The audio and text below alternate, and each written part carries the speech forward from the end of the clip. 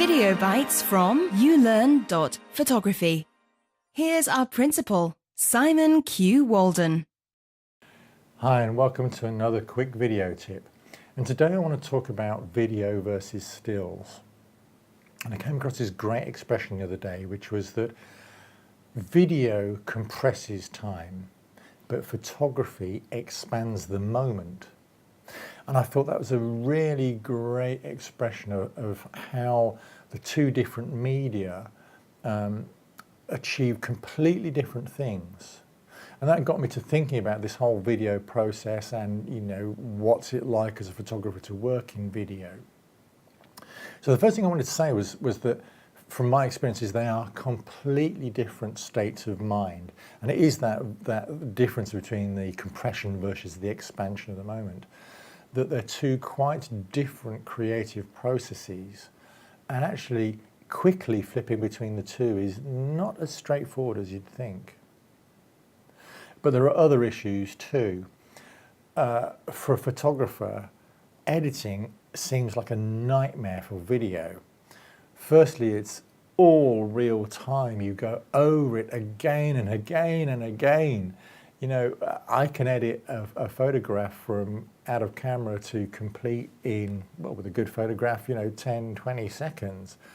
Video, you're just going to be there forever. For every minute I'm recording here, I know I'm going to spend at least 2, 3, 4, probably 5 minutes minimum on the computer working on the edit afterwards. Secondly, although we tend to be visual people as photographers, sound is absolutely crucial for video work. People will watch crappy video if the sound is good, but people will not watch great video if the sound is poor. Then from a commercial viewpoint, or even just from a hobbyist viewpoint, there's a question of, well, what are you going to do with it? How are you going to present it? Now, if it's just a hobbyist thing, well, okay, maybe you're going to present it on YouTube or something of that sort. But if it's a commercial proposition, where does that video fit in? You can't just put it in a wedding album or whatever. It probably means a DVD. And so how will the video fit with a digital presentation of moving pictures? Will you then provide still images on the same DVD? So ask questions about your whole product presentation, not least also ask about the costs of generating that, because it's a time-consuming process. And fundamentally, when it comes down to it, who's paying for the time? The customer tends to see the time you spend behind the camera or in front of them as being the bit they're paying for. But as a photographer, that's a fraction of your time, that actually most of your time is spent doing entirely other things in support of taking those pictures. Who's going to pay for that extra time on the video work? And then I think you need to ask questions of yourself. Actually, what makes you think you are any good as a video maker? As I said right at the beginning, I think they are two quite entirely different skill sets. And for some of us, we will have a really strong skill set in capturing the moment, being a stills photographer. But it's a completely different skill set, and we may not have those skills when it comes to recording video. So it kind of also begs the question is as photographers, we get a bit upset when we see amateurs kind of hedging on our professional edges, if you like. But I have to say, well, let's ask the same question.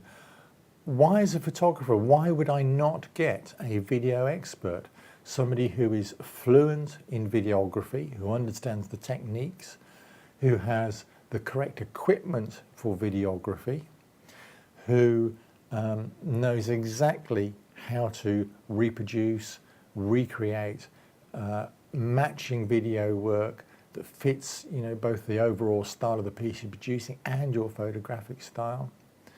I think that often as photographers, because our cameras can do it, we think we should do it. And I'm a long way from convinced from that.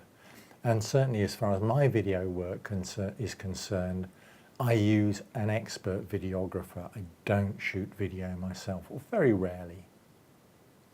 Then there's the next issue with mixing fusion video and photography, is that basically it requires you to be in two places at one time.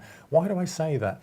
It's because the framing, the composition, the structure of a good video moment is not the same as the framing, the composition, the position, the camera in a good stills moment.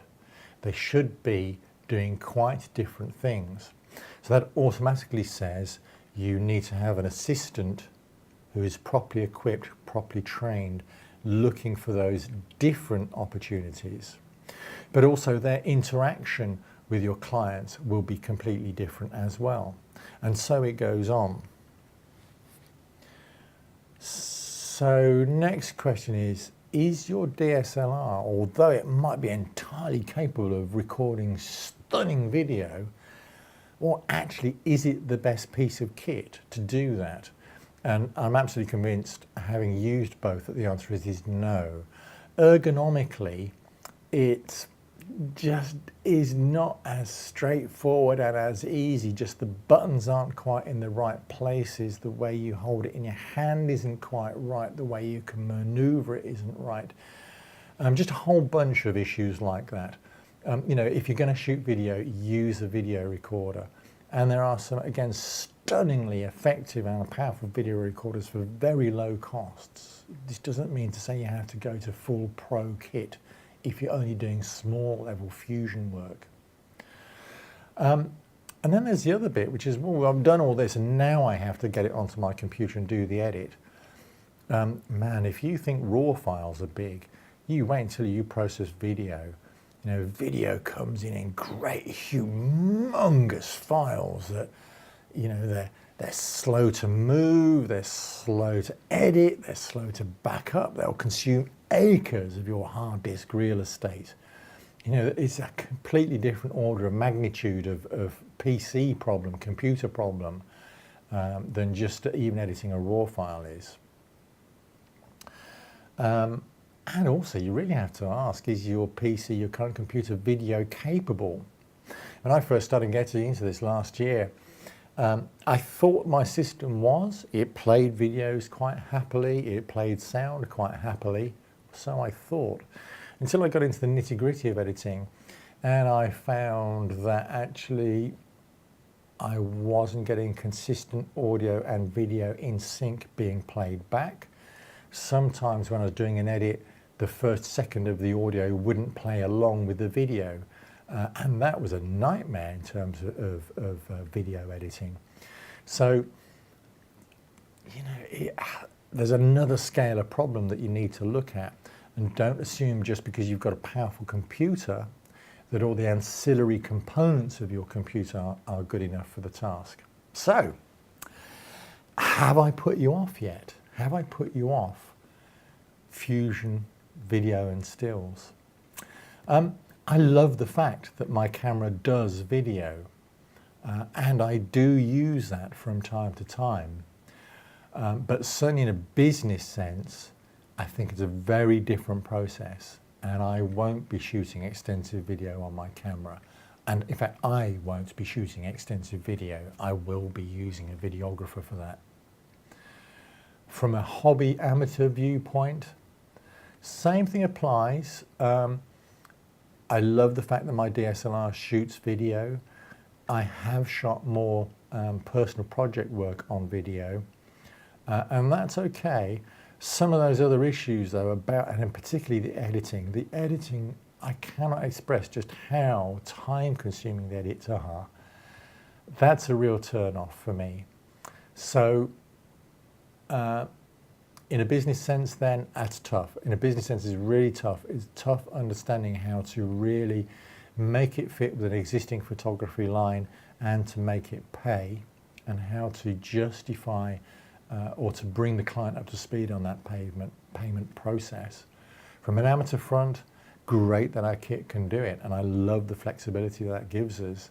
But it does beg the question then as, are you a photographer? Does that make you a good videographer? Or is that a new skill set you have to learn? And is it a new skill set you want to learn? I enjoyed learning new composition work.